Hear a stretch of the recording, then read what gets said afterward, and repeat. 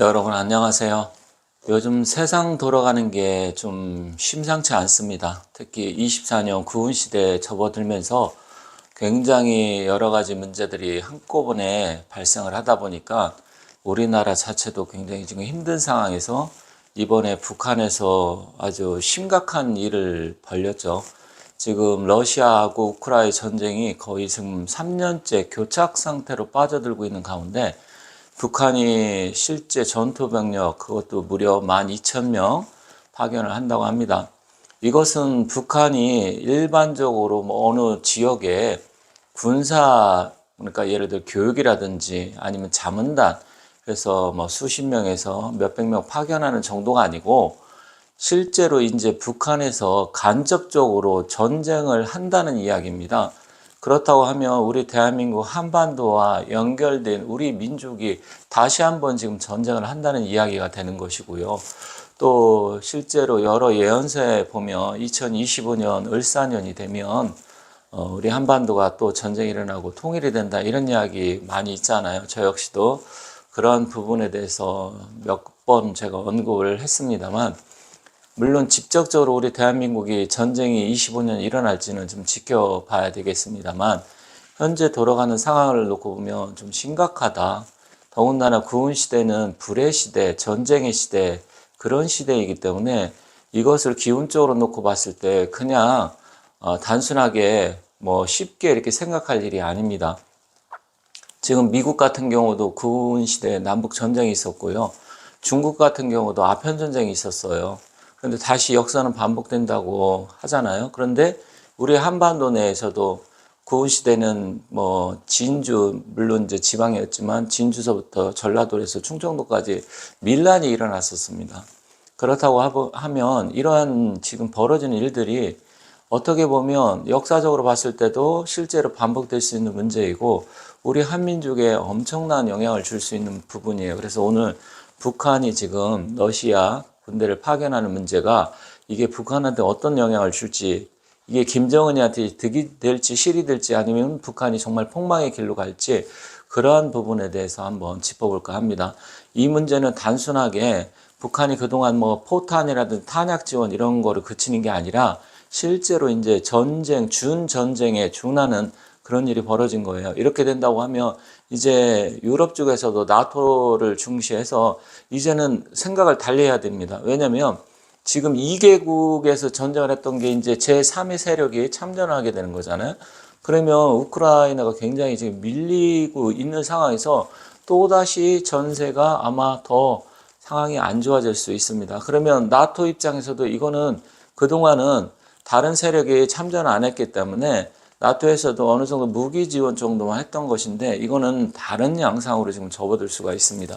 근데 이제 여러분들 아시겠지만 어떤 거대한 사건이 이 거대한 큰 사건이 발생하기 전에는 아주 이 작은 사건 어떤 조짐이라고 할까 이게 한 300건 정도가 발생을 합니다. 그러다가 이게 조금 크고 작은 사건으로 대략 29건이 발생을 하고 결국은 대형 사고가 발생을 한다. 이거는 웬만하신 분, 저도 학교 다닐 때 제가 전공이 경영학이다 보니까 경제 경영 학생들 뿐만 아니라 많이 배우는데 이게 그 유명한 하인리히 법칙이라는 거죠. 즉, 지금 어떤 큰 대형 사고, 대형 사건이 터지기 전에는 이 조짐들, 작은 조짐들이 수백 건이 발생을 하고, 그 다음에 여기서 이제 약간 소형 사고나 사건이 발생을 하는 거예요. 그러면 이게 지금 현재 북한이 우크라이나 파병이죠? 이 파병인데, 이 현재 2단계에 와 있어요. 지금 이전에도 수많은 사건들이 북한에 그동안 있었잖아요. 그런데 최근에 이게 뭐가 있습니까? 이것도 있고 또 평양 무인기 사건도 있고 그죠? 그리고 도로 폭파 이런 게 있었잖아요. 이런 게 하나하나 다 모여서 결국은 이게 어떻게 된다? 그러면 이게 전쟁 아니면 우리 남북 전쟁이라든지 아니면 남북 간 통일 뭐 이런 식으로 아니면 김정은의 뭐 사망이나 유고 이런 대형 사건이 터질 수 있겠죠. 이게 실질적으로 이제 멀지 않았습니다. 그런데 25년 을사년에는 격암 남사구 선생을 비롯해서 청나라 때 유명한 예언가인 마이앤펑 이런 분들이 이야기하기를 한반도에 전쟁이 발생을 하고 이 전쟁이 발생한 이후에 이제 한민족이 통일이 된다. 이렇게 이야기하고 있잖아요.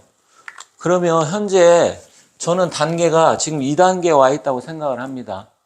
지금 여기서 크고 작은 사건들이 수십 건이 발생을 하는데 이게 모여서 결국 대형 뭐 폭발 사고가 일어나든 큰 사고가 발생을 하는데 그 단계가 이제는 머지 않았다. 그 전에 수많은 작은 사건 사고들이 있었잖아요. 그 다음에 이거는 좀 중대형으로 좀 큰 사건 사고가 발생을 하는 것이고 지금 북한 같은 경우도 여러분들이 아시겠지만 북한이 완전히 이제 폐쇄 집단으로 국가라고 하기는 뭐 하잖아요. 폐쇄 집단으로 어떻게 보면 그 사이비 종교 집단 아니면 전제 군주 국가보다 더 사악한 집단이 되어버려 가지고 실질적으로 모든 것을 다 이제 막아버리겠다. 그런데 전쟁에는 그것도 북한의 가장 폭풍군단이라고 하는 가장 최고에 뛰어난 특수부대. 그런데 현재는 이게 12,000명이지만 실질적으로 여러분들이 딱 이거로만 끝나는 게 아니에요.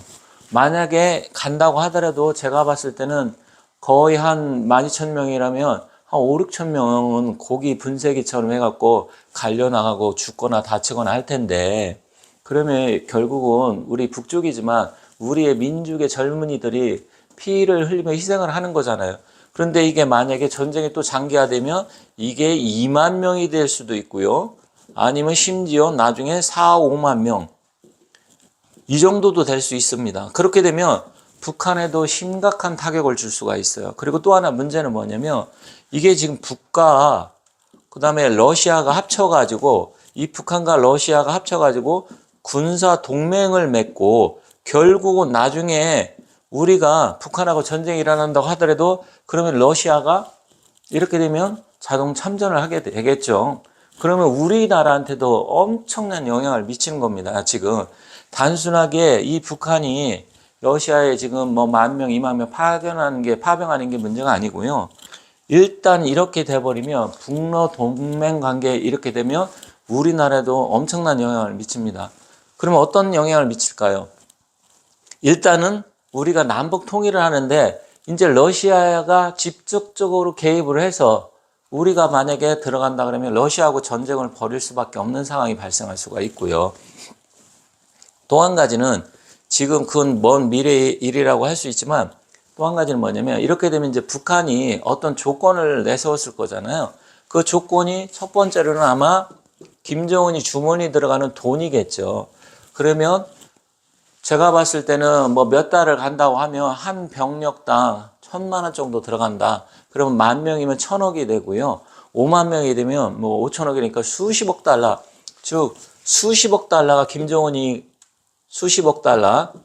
이 수십억 달러가 김정은이 주머니로 들어가겠죠. 그렇게 되면 북한 김정은이한테 이 수십억 달러는 게 엄청난 돈이 되기 때문에 북한이 붕괴되는 것을 지금 이 러시아 파병을 함으로써 어떻게 됩니까? 정권을 연장을 시켜줍니다.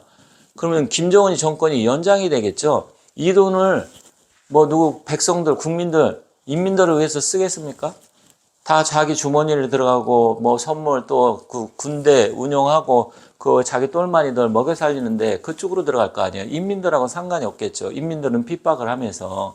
그러면 북한 정권이 연장이 되고 두 번째는 뭐냐면 여기서 북한에서 지금 과거에 쓰지 못하고 수십 년 동안 있던 불량 탄약이 뭐고 이 탄약을 소비하잖아요.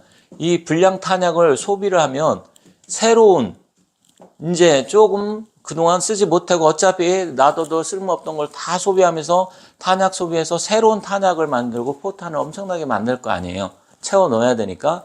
그러면 그게 결국은 만약에 지금 현재 우리 남북 전쟁이 일어난다고 하면 이거 가지고 싸울 수밖에 없었는데 이제는 북한은 새로운 신무기서부터 새로운 무기 체계를 갖출 수가 있어요. 탄약도 마찬가지고. 그러면 우리나라 만약에 나중에 정말 전쟁이 발생한다 그러면 우리나라한테 엄청난 데미지를 주겠죠. 그리고 세 번째는 뭐냐면 러시아의 핵이라든지 그리고 미사일, 탄도미사일 이런 부분에서 북한이 최종적으로 기술적으로 딸리는 부분이 있는데 이 무기 기술을 북한에 전수해주는 조건이 될 수도 있습니다. 그러면 어떻게 될까요? 이게 지금 이런 상황이 발생을 한다 그러면 우리나라에 직접적으로 엄청난 타격을 주는 거예요. 지금 북한 정권이 살아나는 거 옛날에도 뭐 그런 적 있었죠. 북한이 고난의 행군 시절에 거의 뭐 그때 망할 뻔했는데 과거에 어떤 대통령이 북한을 지원을 해줌으로써 산소호흡기를 대줘갖고 살아났잖아요. 그런데 이번에 또 러시아가 그 짓을 하고 있습니다. 김정은 입장에서는 몇만 명 죽는 거 일도 아니에요. 왜냐하면 김정일 시대에 무려 200만 명, 250만 명이 죽었는데도 끄떡없이 살아난 집단이 북한입니다. 그럼 몇만 명? 김정은은 눈 하나 까딱 안 합니다. 결국 지금 김정은이 이 엄청난 돈이 우리나라한테 수십억 달러 별거 아니지만 북한한테는 어쩌면 이게 1년 예산 이상이 될 수도 있고요. 엄청난 돈이에요. 그런데다가 탄약 같은 경우 지금 새로 다 개비를 한다고 하죠. 그렇게 되면 어떻게 됩니까? 북한이 이걸 가지고 또 돌리면서 군수산업 어쨌든 살아날 수 있잖아요. 그런데다가 러시아에서 핵이나 이 미사일 이런 부분에 대해서 지금 북한이 정밀도에 떨어지는 부분, 그런 신기술 이것을 이전해주면, 전수해주면 어떻게 될까요? 그게 어디로 갈까요? 말로는 뭐 미국으로 간다고 하지만 그게 미국으로 가겠습니까? 또 러시아로 가겠습니까? 러시아 가르쳐줬는데 중국? 글쎄요. 중국도 뭐 갈지 안 갈지는 모르겠지만 결국 이게 우리나라로 오는 거예요. 그래서 저는 이번 일이 이게 단순하게 파병으로 끝나는 게 아니라 정말 심각한 일이 벌어졌다. 그리고 이것을 그러면 어떻게 해야 되느냐? 그런 부분이 있을 수 있잖아요. 이거는 이제 미국하고 우리 윤석열 대통령 의지에 달려 있습니다. 지금 이 윤석열 대통령이 이것을 지금 유야무야해서 가볍게 절대로 넘어가면 안 돼요. 지금 윤석열 대통령 나름대로 굉장히 지금 늪에 여러 가지 빠져가지고 정말 이러지도 못하고 저러지도 못하고 지금 허우적거리고 있는 상황이 계속되고 있는데 일단 김정은이도 그걸 빠져나가기 위해서 자기가 파병을 하는 겁니다.